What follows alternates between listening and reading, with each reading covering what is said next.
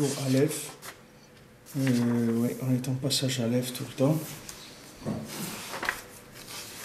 Et quand on est arrivé hier, on a dit que maintenant les chokhmot chitzoniot, c'est-à-dire tout ce qui était connaissance qui venait de l'analyse humaine, c'est-à-dire de l'observation humaine, de la science expérimentale, de la philosophie, tout ce qui est science humaine, c'est-à-dire toutes les sciences qui ont été développées, toute la connaissance qui a été, toute la connaissance analytique de l'homme, toutes ces connaissances s'appellent chokhmot chitzoniot. C'est-à-dire ce sont des connaissances qui sont une sagesse qui vient de l'extérieur. Donc maintenant, quand cette sagesse-là, elle rentre dans le cerveau, cette connaissance, elle rentre dans le cerveau de quelqu'un, c'est sur cette connaissance-là que vont se construire toutes les midot ra'ot, c'est-à-dire tous les mauvais comportements, ils vont provenir de concepts qui sont faux d'abord. Les comportements qui sont des mauvais comportements, d'abord ils proviennent d'abord il y a un concept faux qui est rentré dans la tête, et à partir de ce concept qui est faux, alors il va y avoir le mauvais comportement qui va découler de ça. Donc on avait dit hier, on avait parlé du cané, c'est-à-dire que on a parlé de cané, c'est-à-dire du roseau. Et il y a quelqu'un aussi, notre ami Lionel, il m'a dit que c'est ce qu'on appelle la canne aussi, en français ça dit la canne, c'est-à-dire la canne du roseau, comme une canne à pêche, c'est-à-dire la canne du roseau. Alors cette canne-là, ça vient de cané en hébreu, c'est-à-dire l'origine du mot canne, c'est cané. Alors la canne, c'est-à-dire qu'est-ce qu'il fait Amalek? Il essaye de planter dans le cerveau des gens des notions qui sont des notions analytiques de ce monde, qui sont le résultat de l'observation de ce monde. Et à partir de ça, il va construire après les mauvais comportements. C'est-à-dire que ce qu'il faut retenir depuis le début de ce qu'on a étudié ici, qui est très important, c'est qu'il faut savoir que quand on a un mauvais comportement, il faut savoir que ce mauvais comportement, il a une origine dans une compréhension erronée qui est plantée dans notre tête. C'est ça notre problème. C'est la racine du comportement, elle vient d'une compréhension qui est erronée. Si on arrive à trouver la racine de la compréhension erronée, c'est-à-dire on va et qu'on la nettoie là-bas, alors le comportement il va s'arranger. Ça va mettre un peu de temps, mais le comportement il va s'arranger. Comme quelqu'un qui a une manifestation dans son corps extérieur de quelque chose, il a des boutons, ou il a des plaques blanches, ou il a des... Alors ça c'est le problème, c'est pas d'enlever les boutons, le problème c'est d'enlever, il y a à l'intérieur, la personne elle a une allergie ou là quelque chose, c'est ça qui lui fait les boutons. C'est pas de soigner les boutons, il faut soigner la racine de la chose. Alors dans les midot, c'est le même principe, c'est-à-dire que quand quelqu'un il a un problème de ta'avot ra'ot, c'est-à-dire qu'il est pris dans les plaisirs de ce monde, il faut savoir que la racine de son plaisir, c'est que maintenant on lui a mis une interprétation de la vie qui est fausse dans sa tête. Et à partir de ça, après on va le détourner dans son comportement. Vezeu, donc maintenant on continue dans le texte. Vezeu keshenasa Shlomo et bat Paro. C'est ça qui est écrit que quand Shlomo il s'est marié avec la fille de Paro, Yarad Gavriel vena'atz kane bayam. Il est descendu l'ange Gavriel et il a planté une canne, un roseau dans la mer. Hainu, c'est-à-dire shegam lemala mishtalshelut agvurot, c'est-à-dire même en haut de la répercussion de la rigueur, chez Zeprinat Yarad Gavriel. Qu'est-ce que c'est? C'est ça qu'il est descendu Gavriel. Maintenant, l'ange Gavriel, comme son nom l'indique, c'est les Gvurot, puisque Gavriel, il y a dedans Gvura, c'est-à-dire c'est le principe de la rigueur d'Hachem. Naase susfita de Dahava, ainu prinat klipot. De cette chose-là, de cette Gvurot qui au début, c'est de la Gdusha, alors ça va devenir après de la Vodazara, c'est-à-dire ça va faire cet or-là, cet or que Béhémet, il est considéré comme des clipotes, c'est-à-dire c'est des clipotes. C'est-à-dire que, qu'est-ce que c'est cette sosfita des Dahava? C'est-à-dire c'est le principe des klipotes qui viennent des gvurot. C'est-à-dire au début, les gvurot, elles sont des gvurot de Kedusha. C'est-à-dire que maintenant, au départ, si vous voulez, maintenant on va rentrer dans un côté, on va rentrer dans une compréhension du même principe dont on a parlé avant, mais on va voir comment ce principe, il se trouve d'abord dans la Kedusha. Après, on va voir comment il est dans la Sitra Achara. C'est-à-dire, nous, qu'est-ce qu'on a dit? On a dit qu'il y a un problème dans le concept de la chose, c'est-à-dire qu'il y a une sagesse qui est fausse, qui est rentrée dans notre cerveau, et à partir de ça, les mauvais comportements, le Yetzer Hara, il va se construire sur ça. Alors maintenant, Rabbeinu, il va nous expliquer comment dans la Kedusha, il y a ce principe-là. C'est-à-dire que comment ce principe, il existe dans la Kedusha. Comment? C'est la même chose, c'est-à-dire dans la Kedusha. Il y a maintenant dans la Kedusha le principe du Chesed et le principe de la Gvura. C'est-à-dire là, il y a le principe de la bonté d'Hachem, de la miséricorde d'Hachem, et il y a le principe de la rigueur d'Hachem. Quand on parle de bonté, alors on parle d'évidence d'Hachem, on voit Hachem de façon évidente. Quand on parle de rigueur, on parle d'un côté d'Hachem qui est caché. Puisque Hachem, il n'est pas rigoureux. Hachem, sa mida, c'est que le chesed. Maintenant, quand Hachem, il se présente sous la forme de la rigueur, c'est déjà une face cachée d'Hachem. Parce que c'est pas lui. Lui, Hachem, il a créé le monde pour faire du bien. Il n'a pas créé le monde pour la rigueur. Il a créé le monde pour le bien. Maintenant, quand il y a de la rigueur, cette rigueur, elle est entièrement soumise au bien. Mais des fois, c'est pas évident. Pardon. Des fois, c'est pas évident. C'est-à-dire que des fois, quelqu'un, il voit de la rigueur. Et il n'arrive pas, c'est pas facile.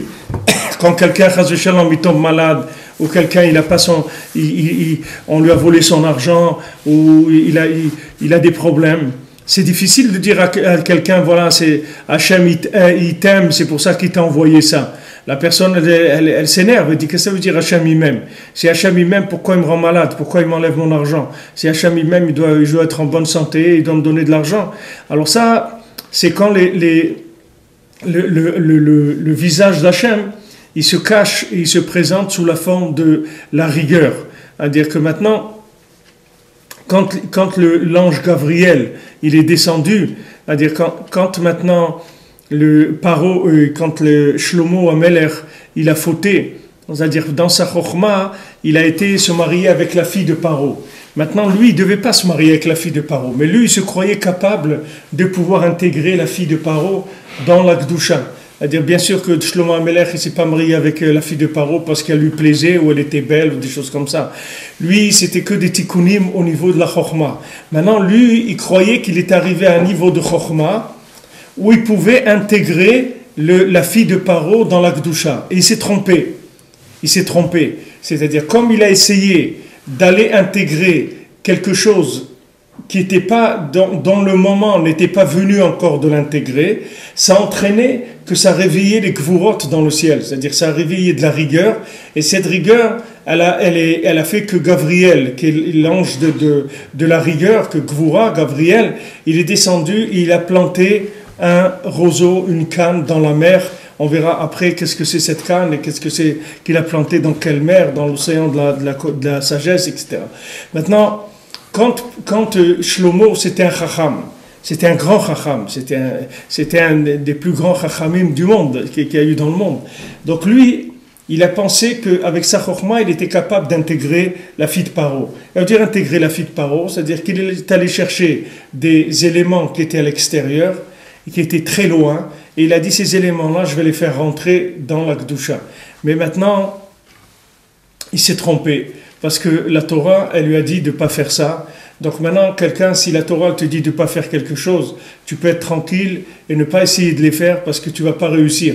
Parce que la Torah, elle voit beaucoup plus loin que tout ce que toi, tu peux comprendre. Ça aussi, Ça aussi, c'est un problème qui arrive, que quand les gens, ils ont trop de chokhmah, trop de connaissances dans la Torah, alors ils se permettent de faire des choses d'après le chokhmah, d'après ce qu'ils ont compris, et des fois ils oublient que la Torah, elle a dit d'arrêter un moment, de s'arrêter, de pas aller plus loin que ça.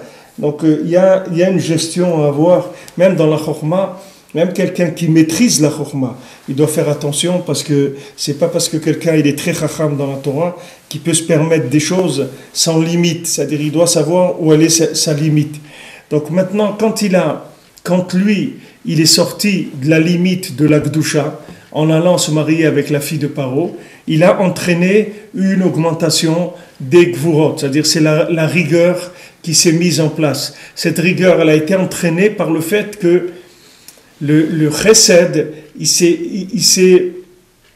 s'est penché trop loin. C'est-à-dire que quand maintenant ça va trop loin dans le chesed, c'est-à-dire ça va trop loin dans la miséricorde, ça réveille tout de suite la rigueur. Pourquoi? Parce que la rigueur, elle vient rééquilibrer le chesed. Quand il y a eu trop de chesed, c'est comme si on appelle la rigueur. C'est pour ça qu'on dit que les extrêmes, ils se rejoignent. C'est-à-dire, si vous prenez des gens d'extrême droite et d'extrême gauche, ils sont très près les uns des autres. Pourquoi? Parce que un, c'est le médicament de l'autre.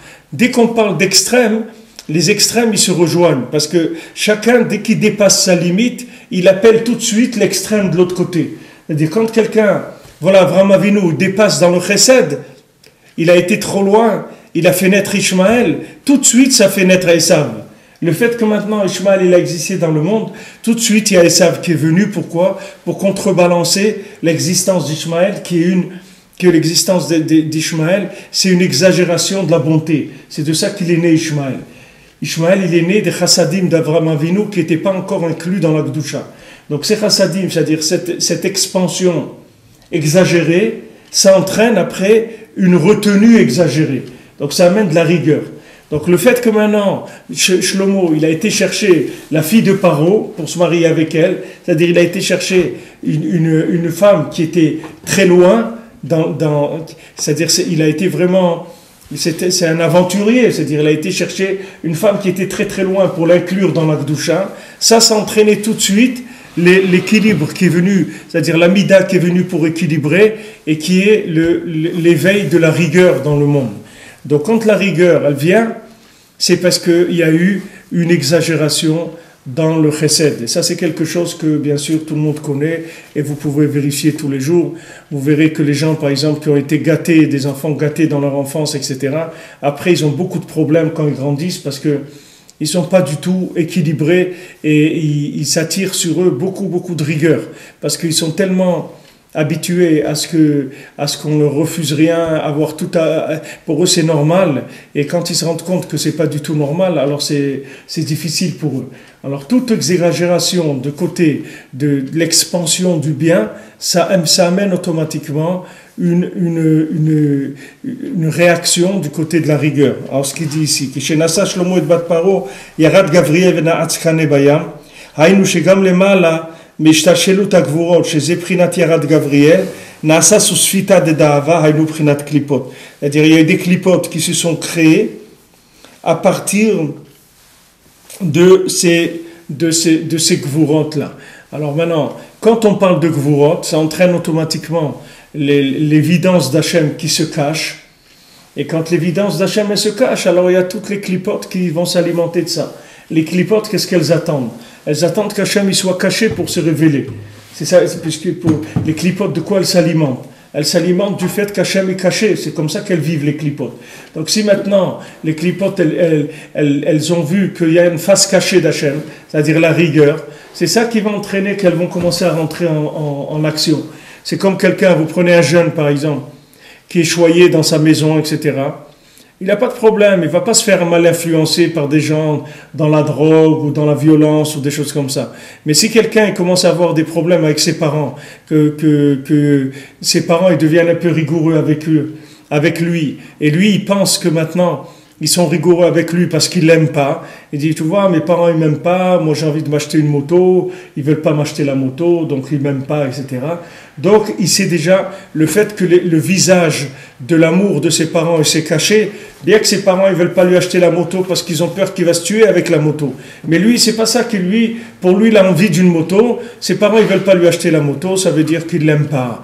Alors maintenant, du moment où ses parents ils l'aiment pas, alors qu'est-ce il s'est coupé de la vraie face de ses parents, c'est-à-dire il ne voit plus le visage de ses parents comme étant des parents qui l'aiment, et il est ouvert à des clipotes, c'est-à-dire après il peut se faire influencer dans la drogue, dans n'importe quoi, la violence, le vol, n'importe quoi, il peut tomber dans des clipotes. Pourquoi ? Parce que du moment que le rapport du chesed, il s'est cassé avec ses parents, il n'est plus alimenté par la chokhmah de ses parents, par la ahava de ses parents, et il est en freelance. Donc il peut se faire ramasser très facilement. Donc c'est pour ça que je conseille toujours que même quand si quelqu'un, son enfant, il veut acheter une moto par exemple, et lui il ne veut pas lui acheter la moto parce qu'il pense que c'est dangereux pour lui, alors il faut qu'il lui donne autre chose en compensation. C'est-à-dire pour lui montrer, pour le garder attaché à lui. Il ne faut jamais qu'il reste sur un refus, l'enfant. C'est-à-dire, regarde, la moto, on ne veut pas te l'acheter parce qu'il y a eu trop de problèmes. Regarde, des copains de toi, des trucs, etc. Ce qui s'est passé. Donc nous, on ne préfère pas t'acheter la moto, c'est dangereux. Mais par contre, on va faire un effort, on va te payer des vacances là-bas, ou on va aller là-bas, on va faire ça. C'est-à-dire qu'il faut donner quelque chose en compensation de manière à garder le contact, pour pas qu'il tombe dans les clipotes. Parce que s'il tombe dans les clipotes, ça y est, il va se faire manger par les clipotes. Alors ça, si vous voulez, c'est le principe du monde entier fonctionne comme ça. C'est-à-dire que nous, il faut savoir que quand on se trouve dans des situations de rigueur, c'est-à-dire que le visage d'Hachem il est caché de nous, alors il faut savoir qu'on est les massés en prise à un Yetzer très fort. C'est-à-dire que le Yetzer il peut nous attaquer de façon très forte quand on n'est pas content d'Hachem. C'est-à-dire qu'on n'est pas en rapport d'amour avec Hachem, alors on se trouve dans une situation où on est en danger parce que le Yetzer peut nous attraper facilement. Donc dès qu'on voit que la situation n'est pas comme on voudrait qu'elle soit, c'est-à-dire qu'on est en train de subir des moments difficiles dans la vie, il faut tout de suite réagir avec des connexions avec Hachem plus grandes. C'est-à-dire qu'il faut aller vers le positif et regarder qu'est-ce qu'il y a de positif dans notre vie pour rattraper le côté caché d'Hachem qu'il y a maintenant. Parce que si quelqu'un, par exemple, il a perdu de l'argent ou quelqu'un il a eu un problème de santé ou autre, alors c'est sûr que maintenant Hachem il est caché de lui. Pour lui, Hachem il est caché puisque maintenant Hachem il lui a mis un coup ou lui a enlevé de l'argent ou il l'a rendu malade. Alors maintenant, qu'est-ce qu'il doit faire ? Il doit aller chercher des choses qui marchent. C'est-à-dire, qu'est-ce qui marche, c'est lui. Voilà, Hachem, il a des enfants, ou il a une maison, il a ça, il a une chose. Hachem, il a sa tête, il n'est pas fou, il n'a pas de maladies d'Alzheimer ou des trucs comme ça. Hachem, il a sa tête, elle marche. Il peut étudier, il peut prier, il peut marcher, il peut aller à la synagogue, il peut mettre ses tefilines, il peut faire Shabbat. Il y a beaucoup de choses qu'il peut faire et il doit se focaliser sur ça. Pourquoi ? Parce qu'il doit rattraper la face cachée. Il faut que maintenant il révèle la face cachée. Parce que si maintenant il reste dans la face cachée, il faut savoir qu'il y a d'autres énergies qui vont venir s'occuper de lui maintenant et le détourner d'Hachem. Puisque maintenant c'est un moment difficile, c'est-à-dire où il ne voit plus l'amour d'Hachem. Donc à ce moment-là, il est en danger. Il faut qu'il reprenne les choses. Il faut faire attention. C'est-à-dire que quand maintenant on est dans des situations difficiles, il faut augmenter beaucoup la hoda'a. Il faut beaucoup augmenter le remerciement à Hachem. Parce que le remerciement à Hachem, c'est ça qui se permet de le connaître sous son vrai visage, c'est-à-dire son visage de la bonté. Donc, on conseille que quand quelqu'un est en difficulté, il faut qu'il commence à remercier Hachem au lieu de se plaindre. Parce que s'il commence à se plaindre, le problème, c'est Hachem, ça ne le dérange pas qu'on se plaigne. Mais le problème, c'est qu'il y a des forces négatives qui sont là et qui ramassent les gens. Il ne faut pas croire que l'homme il est fragile et l'homme s'il est déconnecté à un moment de l'amour de ses parents, ou de l'amour d'Hachem, ou de l'amour de son conjoint ou autre, alors c'est l'ouverture à des aventures dans tous les domaines. Donc il faut faire extrêmement attention à ça. Que maintenant, quand une situation est venue, on ne pouvait pas faire autrement qu'utiliser la rigueur, parce que c'était quelque chose qui était maintenant incontournable. Il faut mettre à côté, il faut augmenter les chassadim. C'est-à-dire, si un enfant lui a refusé quelque chose d'un côté, il faut lui permettre d'autres choses d'un autre côté. C'est-à-dire, il faut développer plus de rapprochement d'un autre côté. Puisque du moment où on a un refusé, on l'a éloigné. Maintenant, il faut le rapprocher. Et ça, c'est quelque chose de très, très important pour nous-mêmes, pour notre conjoint, pour nos enfants. Il faut faire très attention à ça, parce que malheureusement, dans ce monde-là, il y a de la rigueur. On n'est pas dans un monde il n'y a que des chassadim. Il y a de la rigueur. Et la rigueur, c'est le visage caché d'Hachem. Quand Hachem, il se cache, on ne voit rien. On ne voit pas où il est Hachem. Alors à ce moment-là, on est seul, on se sent seul. Et quand on se sent seul, alors qu'est-ce qu'il va y avoir? Il va y avoir des gens que eux, leur spécialité, c'est d'attraper les gens qui sont seuls et de les embrouiller, de les tirer vers la Touma. Donc ce principe, il est général. Dans toute la création, c'est comme ça. Et dans chaque individu, c'est comme ça. Et dans les familles, c'est comme ça. Et dans la communauté, c'est comme ça. Et dans toute la Avodat Hashem, elle est basée sur ce principe-là. Et toute la création, elle est basée sur ce principe-là. C'est-à-dire, Hashem, quand il est obligé d'utiliser la rigueur, il met automatiquement ses rapports affectifs avec nous en danger. C'est quelque chose qui va se mettre, les rapports affectifs avec Hashem, il va être en danger. Donc maintenant, nous, au lieu de nous fâcher avec Hachem, il faut qu'on essaie de redévelopper de l'amour tout de suite sur des points qui marchent. C'est-à-dire reprendre tout de suite les points qui marchent et dire non, voilà, Baour Hachem. Hachem, il m'a donné, Baour Hachem, regarde ce que j'ai, regarde ce qu'Hachem, il m'a donné, Baour Hachem, j'ai ça. Et développer, raviver la flamme de l'amour d'Hachem, qui a été pour l'instant un petit peu terni par le côté rigoureux qui était indispensable d'après les cheshbonot d'Hachem. Et on ne sait pas du tout comment Hachem il gère le monde. Mais il y a des fois où c'est difficile. Il faut savoir que ces moments difficiles-là, même pour Hachem, c'est difficile. C'est pas rien que pour nous. Mais c'est quelque chose qu'on est obligé d'équilibrer. C'est comme s'il y a eu maintenant de l'eau dans un endroit, on est obligé de sécher l'eau. Alors il faut de la chaleur, même s'il fait très chaud, c'est comme ça. C'est-à-dire que toute exagération du côté de la miséricorde et de la bonté, elle va entraîner un éveil de la rigueur. C'est un équilibre qui se déclenche automatiquement. Une chose, elle va entraîner l'autre. Alors, mais maintenant, dès que la rigueur se met en place, ça veut dire Istata panecha et tinival. Dès que le visage d'Hachem il se cache, alors je m'affole complètement. Je dis mais où il est Hachem? Où il est Hachem qui me donnait des bonbons tout le temps? Où il est Hachem qui me donnait des chocolats et des gâteaux et tout? Où il est Hachem? Quoi, maintenant il m'a donné ce coup-là, mais c'est quoi ce truc-là, etc. Et la personne à l'intérieur, elle commence à broyer du noir et à se sentir isolée, etc. Il faut faire attention. À ce moment-là, il faut tout de suite rétablir le contact avec Akadosh Baruch Hu. Il faut faire attention de dire non, même si j'ai reçu un coup, je sais qu'Hachem il m'aime. La preuve, regarde ce qu'il m'a donné, ça et ça et ça. Il faut faire attention, parce qu'on devient très très fragile quand on a affaire à la rigueur. Alors ce qu'il dit ici, que les clipotes, elles viennent de ça. Shem Chochmot Ritzoniot. C'est-à-dire que maintenant, toutes ces clipotes-là, qui sont les Chochmot Ritzoniot elles-mêmes, qui sont les façons de voir qui sont négatives, les façons de voir qui sont extérieures, c'est du moment où on s'est senti rejeté d'Hachem, alors on va aller essayer de vivre dans un monde sans Hachem, c'est-à-dire dans un monde d'Avodah Zara. C'est ça qui a entraîné l'Avodah Zara. D'où le christianisme il est venu. Il est venu d'un juif qui s'est vexé, d'un juif qui s'est fâché. De ça, il a créé la religion du christianisme.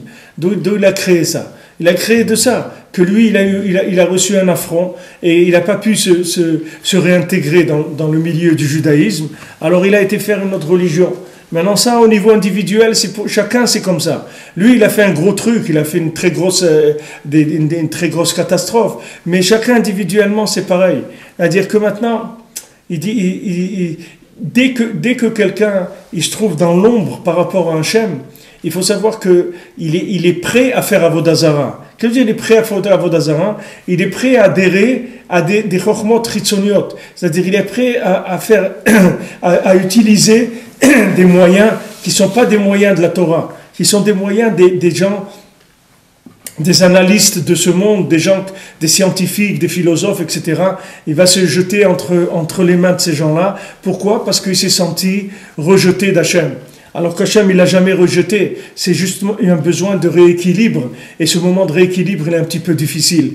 Maintenant, pendant que c'est difficile, il ne faut pas lâcher. Il ne faut pas lâcher, il faut rester accroché, même si c'est difficile. Partout, c'est comme ça. Pour nous, dans les couples, c'est comme ça. Dans l'éducation des enfants, dans la parnassa, dans la prière, dans l'étude. Tout, il y a des moments difficiles. Mais il ne faut pas lâcher quand c'est difficile.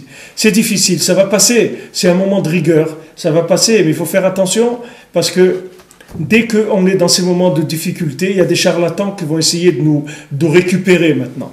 C'est-à-dire que quelqu'un, il a un problème quelconque, il va se remettre entre les mains de gens qui ne sont pas du tout dans le chemin de la Torah, qui ne connaissent rien de la Torah. Et il va leur faire confiance, etc. Pourquoi? Parce qu'il est désemparé. Il est désemparé de quoi? Désemparé de l'attitude d'Hachem, qui croit que Hachem il l'aime pas parce qu'il lui a envoyé des choses difficiles.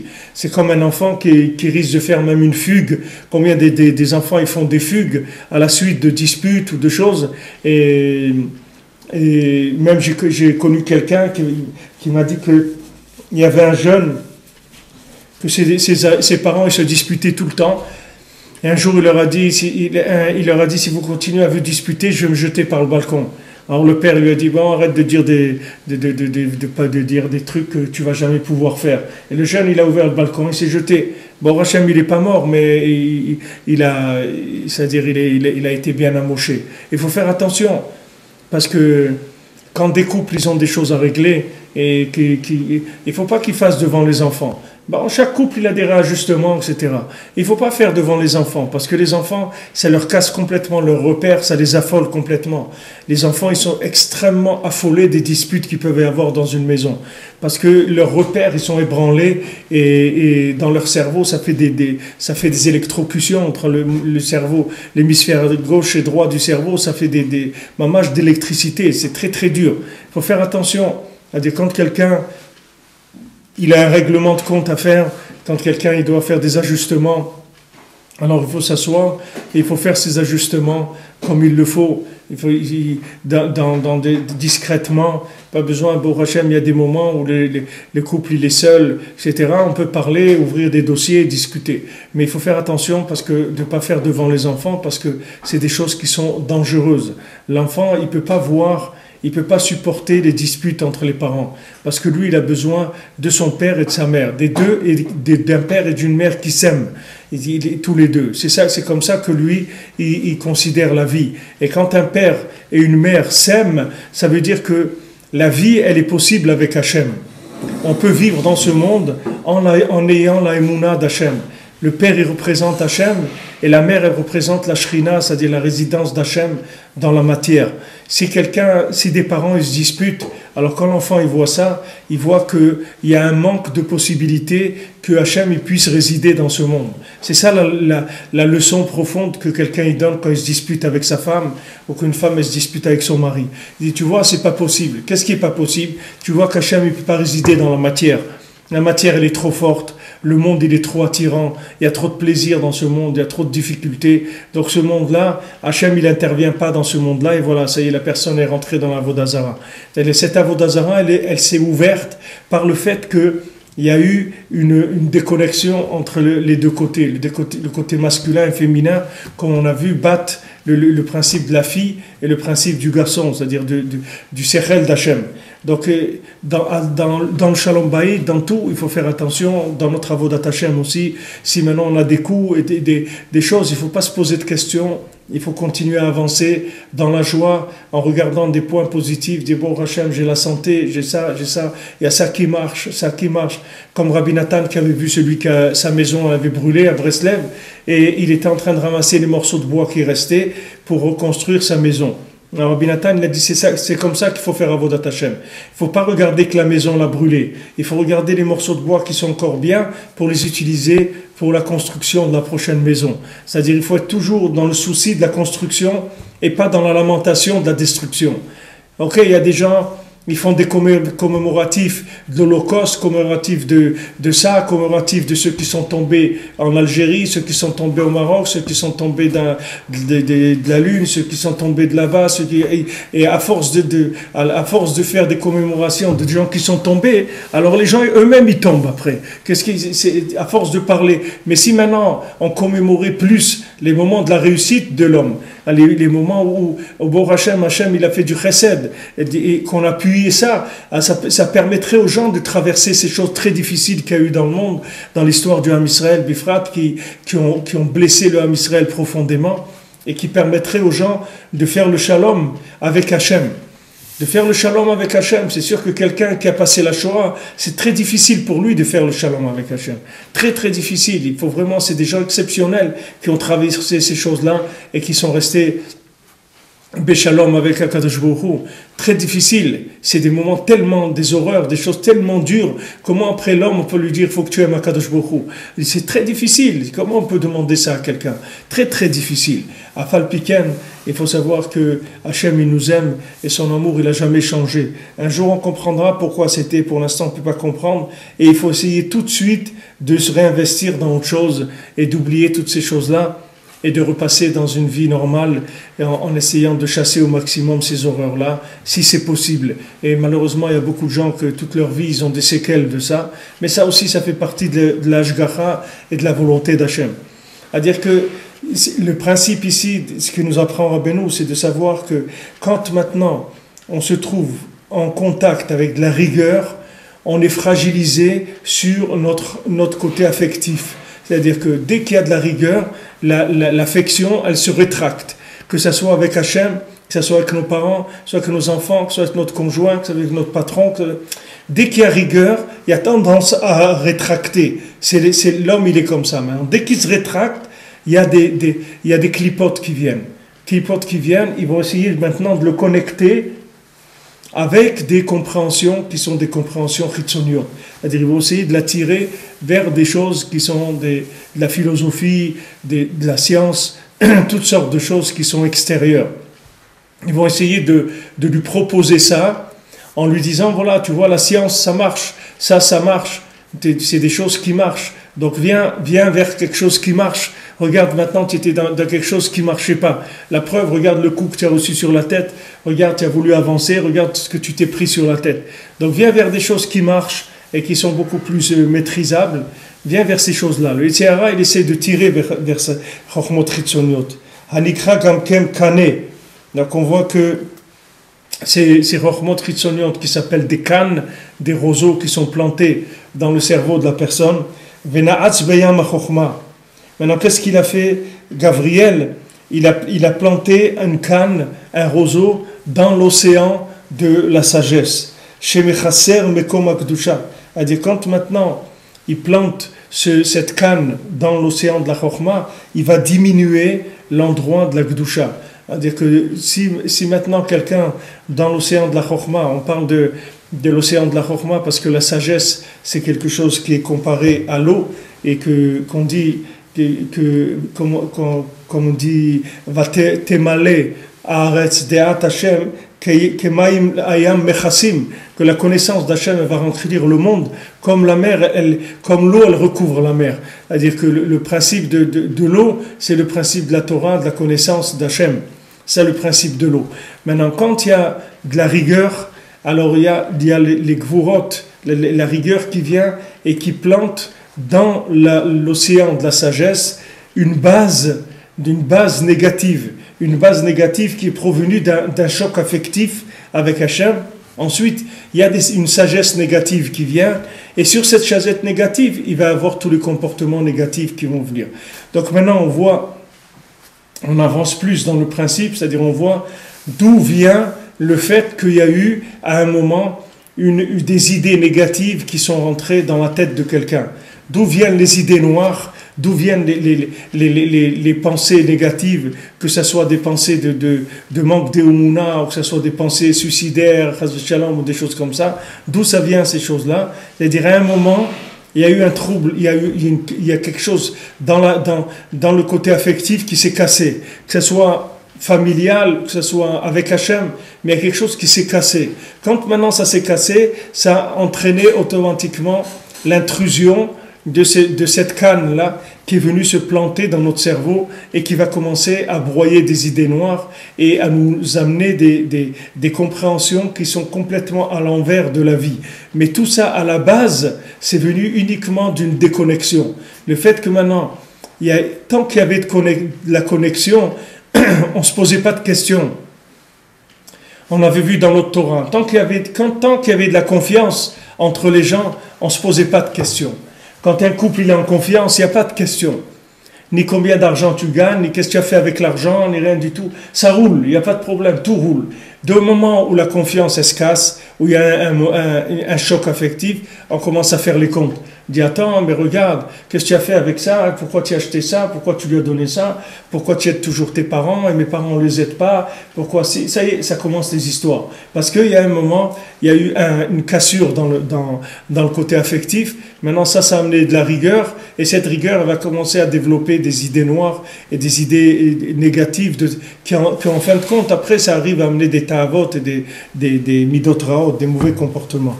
Ve'ela alav sirton anuprinat midot megunot. Et sur ce côté-là négatif, c'est-à-dire sur ces chokhmot négatives, il a fait monter un sirton. Qu'est-ce que c'est ce sirton-là? Je regarde juste ici, qu'est-ce que c'est ce sirton?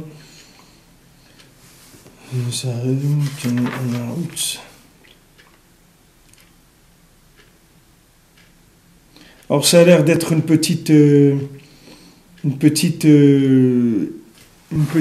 colline comme ça, c'est-à-dire sur cette canne qu'il a plantée, là-dessus il y a une petite colline qui s'est construite. Qu'est-ce que c'est cette petite colline? Ce sont des mauvaises midot. Maintenant sur ça s'est construit Rome. La ville de Rome, elle s'est construite sur ça. Qu'est-ce que c'est la ville de Rome? C'est le serpent le serpent qui était Kadmoni, c'est-à-dire le serpent ancien qui était depuis le début de la création, Anaout, Akaruch Achar Akdusha, qui est toujours là à essayer d'entourer la Kdusha, de se mettre autour de la Kdusha pour attraper la Kdusha. Donc, comment ça a fonctionné? Il y a eu maintenant de la rigueur dans le monde, de la rigueur d'Hachem dans le monde, parce qu'il y avait une expansion trop grande des chassadim, de la bonté. Quand il y a eu retenue de la bonté, c'est-à-dire de la rigueur qui est venue, cette rigueur-là, elle a fait que Gabriel, qui est l'ange des Gvurot, il a planté une canne dans l'océan de la Chokhmah, c'est-à-dire qu'il a pensé une base de compréhension, qui sont des compréhensions de Avodah Zarah, des compréhensions qui sont des compréhensions de Alpiteva, de cause à effet, etc., des compréhensions scientifiques. Sur ces compréhensions scientifiques, il y a des mauvais comportements qui se sont basés, qui se sont développés, et tout ce développement négatif, il a amené la ville de Rome. C'est sur ça que la ville de Rome, elle s'est construite. Et qu'est-ce que c'est la ville de Rome? C'est le serpent qui a attaqué Adam Arishon, ce serpent qui est depuis la création du monde, c'est la ville de Rome. Matériellement, c'est la ville de Rome, puisque c'est là où il y a la Avodah Zarah principale dans le monde. Donc cette ville de Rome, qui a été aussi à l'origine de la destruction du Beth Amikdash, et qui est le centre de la Avodah Zarah du monde, tout ça, ça a démarré au départ par une exagération de la rigueur. C'est-à-dire la rigueur, elle était un peu trop forte. Cette rigueur un peu trop forte, elle a fait que le visage d'Hachem s'est caché. Le visage d'Hachem qui est caché, il y a eu un développement de mauvaises midotes. Ces mauvaises midotes-là, qui sont basées sur une mauvaise compréhension, elles ont entraîné la construction de Rome, c'est-à-dire que c'est ça qui a construit la maison du serpent. La maison du serpent, c'est Rome, c'est-à-dire c'est là où il y a tout le côté de vivre vivre dans ce monde sans Hachem. C'est ce que ça veut dire Rome. Rome, ça veut dire comment on vit dans le monde sans Akadosh Baruch Hu. C'est ça le principe de Rome. C'est-à-dire comment chasser Dieu du monde, comment dire que Dieu ne peut pas être dans ce monde et qu'on a besoin de servir des intermédiaires, ces intermédiaires, c'est eux qui vont aller après vers Hachem parce qu'on ne peut pas être en contact avec Hachem dans ce monde. Donc on arrive à la fin de l'Avodah Zarah, c'est elle qui va montrer que quel était le problème au départ. C'était un manque de connexion avec Hachem, un manque de possibilité affective d'être avec Akadosh Baruch Hu. Ça s'entraînait que l'homme il s'est tellement vexé, il s'est tellement isolé qu'il est arrivé après à construire vraiment une maison d'Avodah Zarah, c'est-à-dire une maison où on ne veut pas entendre parler de l'Ashgacha Pratit, c'est-à-dire qu'on ne veut pas entendre parler de la providence. On est d'accord de servir Dieu dans une notion qui est large, dans une notion empirique, mais pas de parler de Ashgacha Pratit. Ashgacha Pratit, ça veut dire qu'il n'y a pas une chose dans le monde qui bouge, un moustique qui bouge, une situation qui bouge, si ce n'est pas la volonté d'Hachem Mamash. Et il n'y a pas du tout d'intermédiaire, il n'y a aucun intermédiaire. C'est Hachem Mamash, et il n'y a qu'un intermédiaire. Le principe de l'intermédiaire, ça n'existe pas. Et s'il y a un intermédiaire, c'est un intermédiaire entièrement transparent. Pas un intermédiaire que lui, il est quelque chose. Parce que si un intermédiaire, il est lui-même quelque chose, c'est plus un intermédiaire. Lui-même, ça devient un patron, lui-même, ça devient lui-même un représentant de la chose. Maintenant, ce principe-là, il est valable dans tous les domaines. Et je laisse à chacun la possibilité que chacun y réfléchisse là-dedans, mais c'est quelque chose qui va vous permettre de comprendre, qui va nous permettre de comprendre à tous des choses qui sont extraordinaires, et notamment le principe du Rav et du Talmid. Pourquoi Rabbi Nathan ne voulait pas être un Rav? Pourquoi Rabbi Nathan ne voulait pas qu'on appelle que c'est lui le Rav de Breslev? Il a toujours dit le Rav de Breslev, c'est Rabbi Nachman, c'est pas moi. Moi, je suis un élève. Parce que du moment où il s'est présenté comme un élève, il a laissé tout le temps la sagesse du Rav être présente dans le monde et se développer. Tandis que si lui s'était présenté comme un Rav lui-même, il aurait fait un nouveau départ. Maintenant, ce principe, c'est le même que ce qu'on vient d'étudier maintenant. C'est-à-dire qu'au départ, il y a eu une cassure. Au départ, il y a eu une cassure parce qu'il y a une révélation de la rigueur dans le monde. Cette rigueur, elle a déconnecté les gens. Les gens, ils n'ont pas pu ils sont restés vexés de cette rigueur. Le fait que maintenant, ils sont restés vexés, ils ont ouvert la porte à une compréhension du monde d'après la nature, une compréhension de cause à effet, une compréhension scientifique, philosophique, ce que vous voulez. Cette compréhension philosophique, elle a développé des mauvais comportements, elle a développé des ta'avot. Ces ta'avot, elles ont construit la ville de Rome, qui est le siège de la négation d'Hachem dans le monde. C'est ça Rome. Rome, ça veut dire que Hachem, il est incapable d'être présent effectivement dans chaque situation du monde. C'est ça le principe de Rome, qui est le serpent de la création du monde. Alors, Shem Zenikra Krach Gadol. C'est pour ça qu'on l'appelle une grande, en hébreu, le mot Krach. Krach, ça veut dire une ville. Krach Gadol Shel Romi, ça veut dire la grande ville de Rome. Mais Krach, ça veut dire aussi karouch, ça veut dire enrouler autour. Comme le serpent, il s'enroule autour du pied de quelqu'un, autour de son cou, etc. Et le serpent, il vient entourer la personne. C'est le même mot. Quand vous dites ville ou entourer, c'est krach en hébreu, c'est le même mot. Karouch, ça veut dire entourer. Et krach, ça veut dire une ville. Comment Jean-Louis Tenouza, qui higdil la asot, il a grandi pour faire, c'est-à-dire il a fait quelque chose de grand. Qu'est-ce que ça veut dire? Ils disent que le Yetzer Hara, il attaque Israël principalement, et les grands d'Israël principalement, comme il est écrit au Betalmidei Chachamim Yoter Mekulam, que le Yetzer Hara, il attaque les Talmidei Chachamim, les sages en Torah plus que tout le monde. C'est pour ça que le serpent, le Yetzer Hara, il s'appelle un grand entoureur, c'est-à-dire un grand embrouilleur, quelqu'un qui entoure les gens, c'est son nom. Parce que toujours il est attaché après les grands de la génération, Beyoter Misher Anashim, plus que les autres gens, que lui, il construit toute sa ville de Rome, il va la construire sur ce sechel chitzoni, c'est-à-dire que maintenant, les générations, ça veut dire c'est des gens qui ont un grand sechel, qui ont un esprit dans la Torah de très développé, donc il est intéressé à planter une base là-bas, parce que de là-bas, il va pouvoir s'alimenter beaucoup plus que ce qui va s'alimenter chez quelqu'un de simple. Donc quand quelqu'un il se rapproche du tzaddik, il faut savoir aussi que le Yetzer Hara, il vient et il l'attaque. Et quand quelqu'un vient prier chez le tzaddik aussi, quelqu'un vient au man, ou quelqu'un fait quoi qu'il fasse pour essayer de se rapprocher du tzaddik ou rapprocher des gens du tzaddik, il faut savoir que le Yetzer Hara, il attaque ces endroits-là parce que c'est des endroits juteux pour lui, c'est des endroits où il y a de la marchandise à prendre. Parce que s'il se plante là-bas, il va profiter beaucoup plus que s'il va attaquer quelqu'un de simple. Hashem, Shir Chodesh Tov, et pour la Yeshuot pour tout le monde.